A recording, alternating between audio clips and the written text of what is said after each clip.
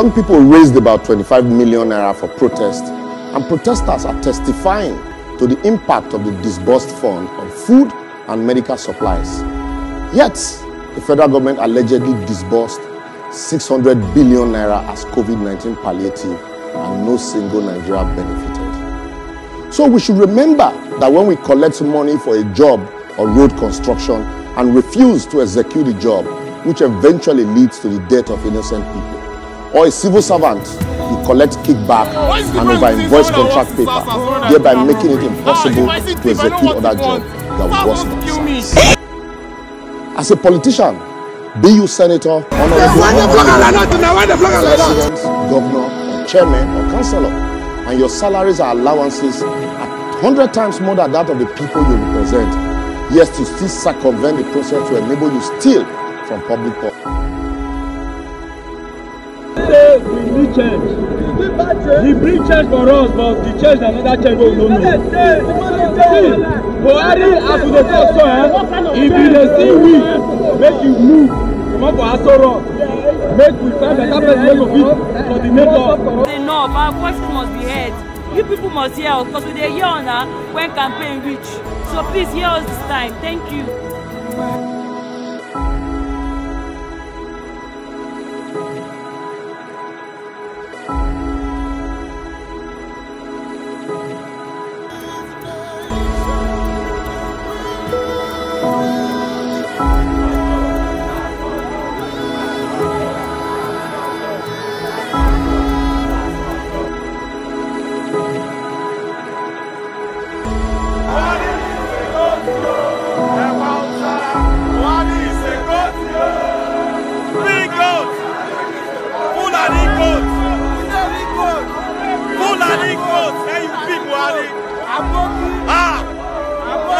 For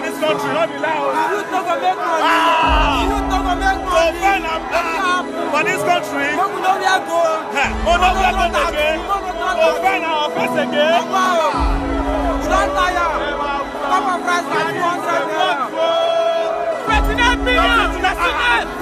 million for Senate. Come on, 30,000 naira. Million ways. No business to guy again. Can you imagine the nonsense?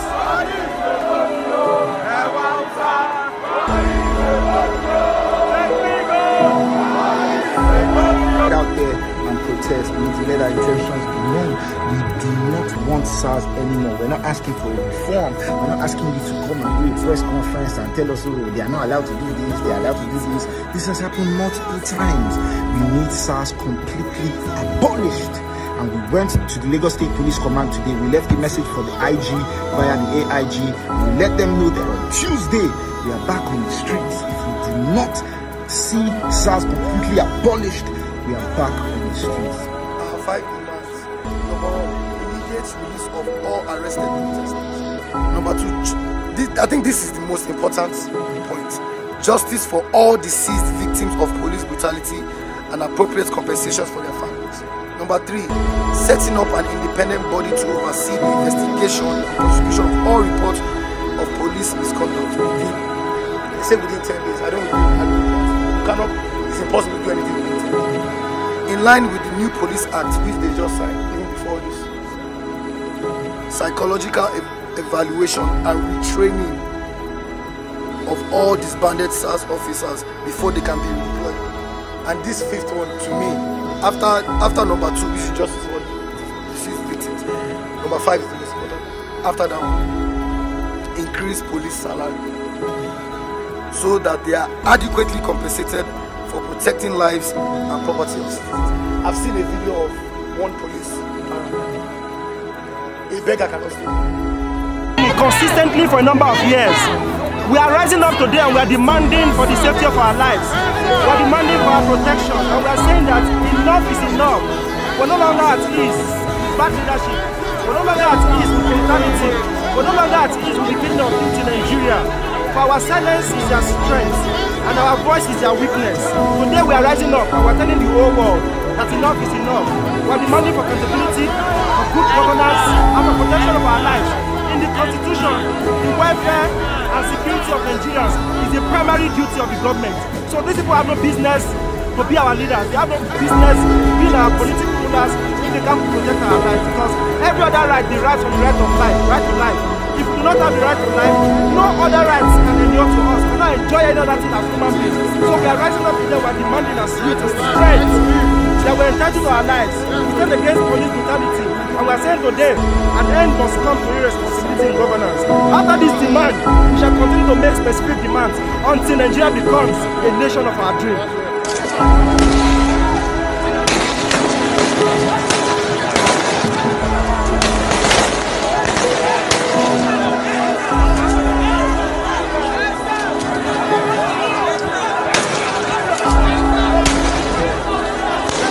Must go crisis when we were very young, and then we had different issues with this country and with the leadership of this country. Even when Buhari came into power the first time, when he came to UBTH, when Dr. Scott Mwapa was rolling an empty trolley to go and meet him, then I was already a medical doctor and I was doing internship in the UBTH. The youths of today do not understand those they are dealing with. They are dealing with old warriors, old oligarchists who know how to fight. One of the things they are going to do is that they are going to use fear and intimidation. They might roll the army out very soon and they will shoot a few youths dead to intimidate others to run into their shells. The next thing they will do is to start arresting people piecemeal by piecemeal.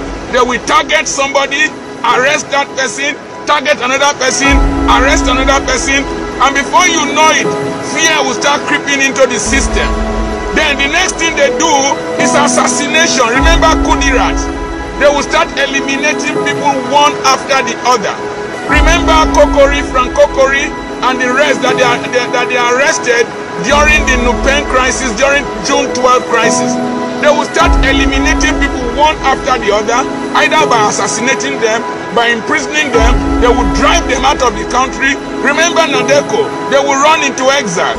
But if you don't give up, some of those oppressing people today are beneficiaries of the struggle of people like Enahoro and the rest others who did not benefit much from the struggle.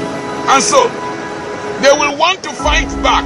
Another system they use is to get hungry young men and individuals who are instruments that suffer from the Stockholm syndrome I told you. Remember Abacha's crisis? There was one young Igbo boy. I can't remember his name, I think it's Kanu, that established one group. They went to Abuja, held conferences, held rallies to support Sani Abacha. But that was a great mistake they made.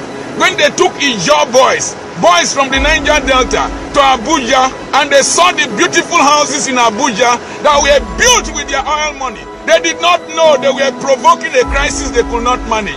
That was how men and other people came up, and then amnesty eventually came. The next thing they will do is that they will start settling some of the leadership. They will corner them, settle them, give them offices and all that, give them money, give them promises, and then you will see people antagonizing each other. The next one they will do, and they're already doing it, is to play the North-South game. I saw some young men in the North with caps. They say they are youths. They say that they want SARS. They want SARS. I agree with you. It's a democratic setting. You have crisis in the North. But let me tell you, if the army could not defeat Boko Haram, SARS cannot defeat Boko Haram. Let me tell you the truth.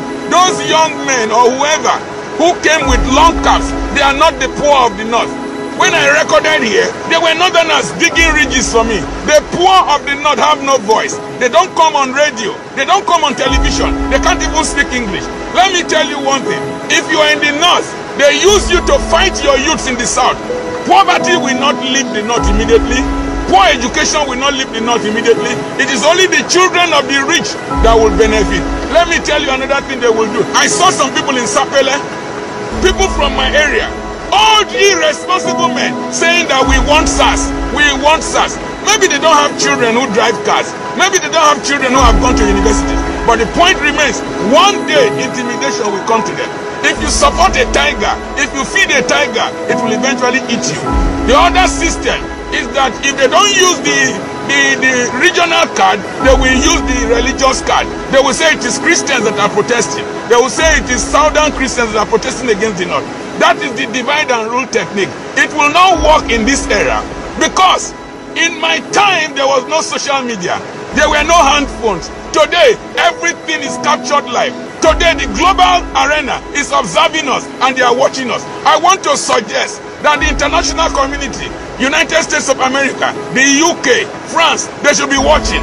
Any oppressor, deny him and his children visa. Seize his assets overseas.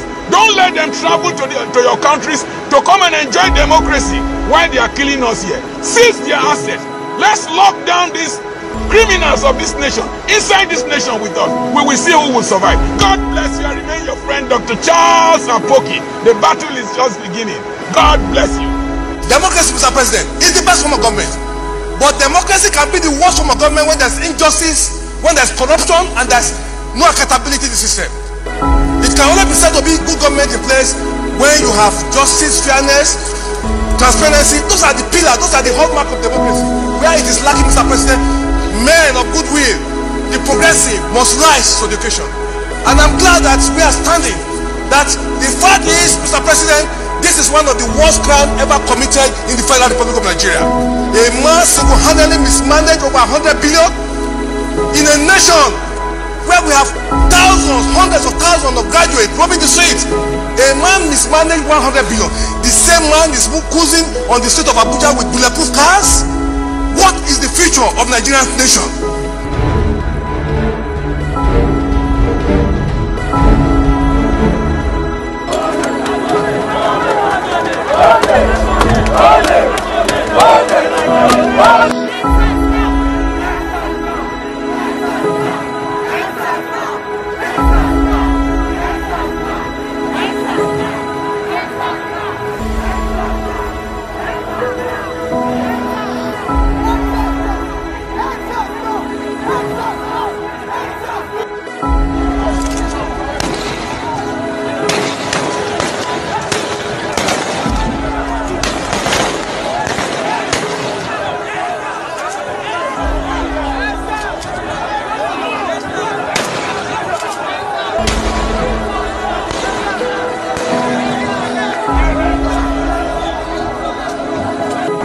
You that increased tariff in the midst of a pandemic is worse than SARS. The list is endless. I will therefore advocate that as we protest for a better policing and society, we must also remember that our workers, politicians, lecturers, civil servants, judges, lawyers, doctors, police are drawn from amongst us. And it is those little injustices that we failed or neglect to address years ago that became the convention that we are addressing now. Let us start anew and with a new orientation and a new social order. That social reorientation can begin when we reduce the salaries and allowances of our public office holders and cut wastages. We would have enough fund to plow into other sectors of the economy. If government treats everyone as a stakeholder in the Nigerian project, and we collectively see ourselves as such, and all do our little bit, whether anybody is watching or not, we would have reduced the SARS in our life without having to change the name from SARS to SWAT. Nigerian budget for healthcare, 46 billion for 200 million people. When are they listening? Nigerian budget for education, 48 billion for 200 million people. When are they listening? Nigerian legislator budget, 125 billion for 465 people. See budget. So you go use 46 billion, 48 billion for 200 million people. Then you can use 100 and something billion for 400 and something people. Which kind of country is this? As a member of the representatives that have been voted for by the people of the United States, I deserve to be in this state. And I have a right to speak here. And I have been raising up my hand from the beginning of this session to this time. So you need to allow me to speak here. I will not allow you to speak. If you don't allow me to speak here, then I will not speak here.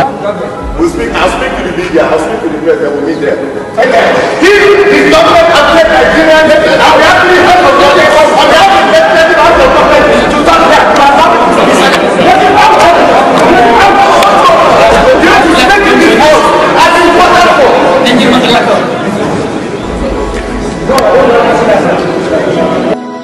I have a message for Shettima. Shettima said, yeah, if the South wants to remove the presidency, that we have cheated the North.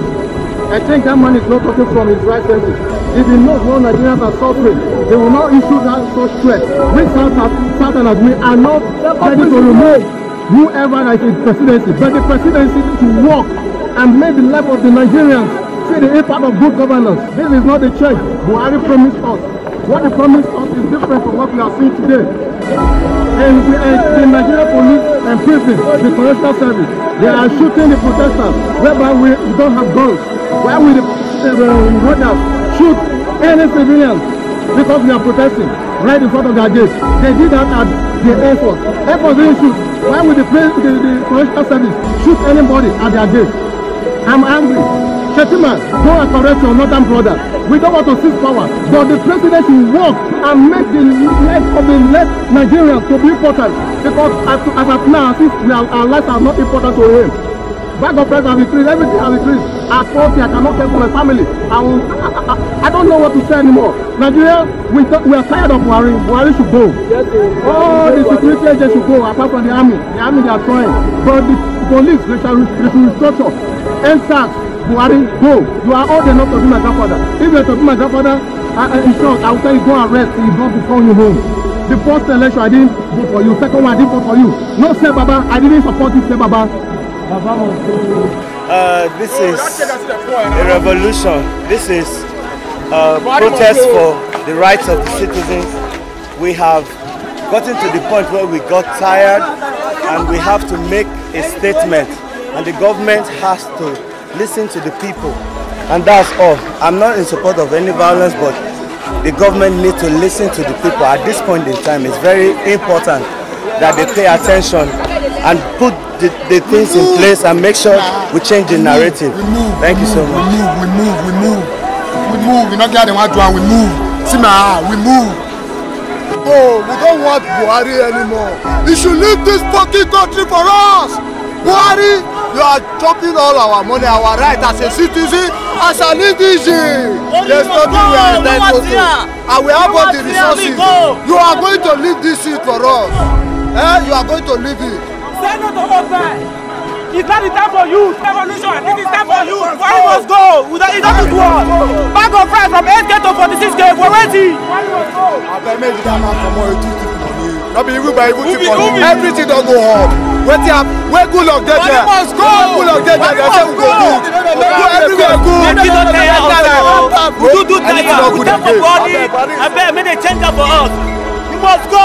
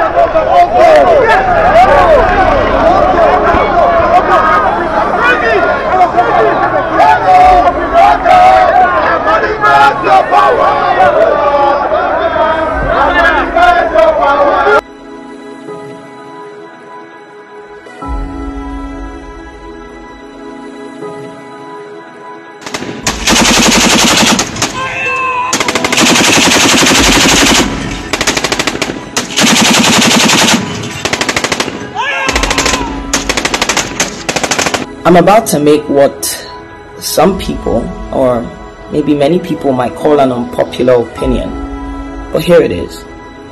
For those that know me well, I've always talked about Nigeria and the fact that something has to give. Something just has to give. And that's why I'm proud to see my brothers and sisters, the mothers, fathers, even those that have passed youth age out on the streets. But it is not enough. It is not near enough. As far as I am concerned, I think everything should stop completely. I'm glad that they close schools for children. Children need to be safe. They're the ones we're actually fighting for. I'd hate to see anybody's child caught in the crosshairs of this protest.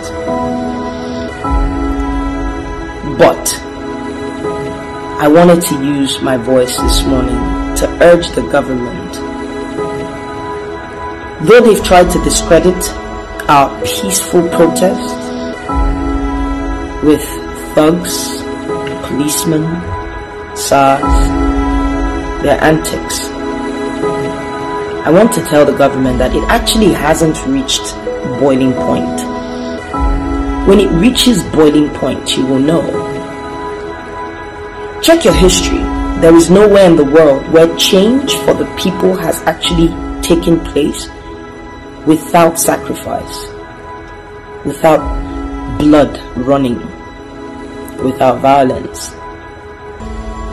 I'm not trying to instigate anyone, but I'm telling you that it hasn't reached boiling point. And quite frankly, I wouldn't mind.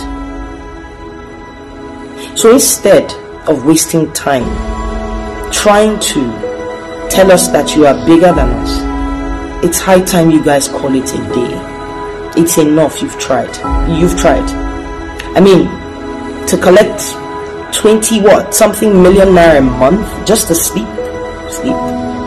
And the Senate, it's clear that you're old and tired, so retire. I'm glad that we've been able to contribute. We the people have contributed and have aided you all in achieving your dreams. To be able to send your children to the best schools in the world. When you're sick, you get the best medical care. So I'm glad we've been able to help, but it's time that you call it a day. We need young, innovative thinkers as our leaders. The Dubai we all like to run to. It was a desert at some point. We invested in Dubai. Today they are sanctioning Nigerians. The Ghana that we like to mock, we provided power at some point to them, and look at Ghana today. We cannot brag of 24 hours light. And I'm even speaking from experience. My experience. There are people that can brag for what? An hour's light? And it might come once a week. So it's enough. I'm urging you all to call it a day. This is beyond SARS right now. And just so you know, it hasn't reached boiling point. So do what is right before it reaches boiling point. Because the change that I see coming, most likely we'll have to go that route. That is just history. Check your history. That's how it's been all over the world. There is no change that has not come with sacrifice. And we all know sacrifice comes with what? I leave that to you. I go bath, I go gate, I go protest. I hope to see you all out there. Cheers. Now our correspondent Olu Phillips is live in the Lekki area of Lagos. Let's go to him now. Olu, what fresh information can you tell us now? IJ, what started some days ago as a peaceful protest, peaceful young people marching through the streets and making their voices heard, has turned into a Black Tuesday here at the Lekki Toll Plaza, which is just 100 meters away from me. Now, this place used to be well lit by the streets light. Remember that we spoke live here from this spot at 5 p.m. telling the whole world that these people are still peaceful, sitting on the floor and telling the whole world that they want the government to listen to them. And after that time, just few hours after that time, when it came into darkness, the street lights went off, and some folks approached in uniform and opened fire. I'm gonna speak to one or two persons who were very close to some of the firing range and what they have to say. Just tell us what exactly happened. Speak up. Right. We were protesting peacefully. After comedian AY approached us, he addressed us. There was nothing. We were still protesting peacefully without any violence at all. Immediately, the street lights, they went off. People started shooting at us. We were able to recognize them. They were putting on uniform. These were the military men, the soldiers. We were lying down, waving our flag, telling them they are protesting peacefully. But yet they refused. They were shooting directly at us. It wasn't to drive us away. It was to kill us. Okay, I'm gonna let him stop there. I'm gonna bring someone else. IJ, this is live update, and all our equipment are away. We had to make we had to improvise these systems. You can see I have some. You can't see, but I have a lot of folks, friends here in front of me. Those who are protesting, and they're pointing their torchlights, their phone lights on me to be able to illuminate this place. Look at this man, for instance. He's conveyed a few people to the hospital, and he's got blood stains all over him. I'm going to ask him to step out again. I'm bringing someone else again. Look at this man. This is part of the damages that are happening here at Lekki Toll. Now, IJ, if you think that is not good enough, IJ, look at this. Take a look at this. Take a look at this. Take a look at this. That's bullets. This is it. These are evidences that people were shot. Earlier, we saw some pictures that we sent in of someone who was shot on the thigh. 2 people have been taken to a hospital that we are aware of, but there are more than 9 persons are receiving treatment in various hospitals across this place. This is what is happening here at Lekki Toll. I have just a few minutes or few seconds to leave this place because we are now under a guarded area by some of these guys, and they assured me that I couldn't do this for more than 3 to 4 minutes. So IJ, the world, Channels TV, we are speaking live from the Lekki Toll Plaza. Allow us to leave now for safety because the military men are still around here. It's back to you, IJ. Thank you, Olu. Whatever you do out there, do stay safe and keep us updated as much as you can.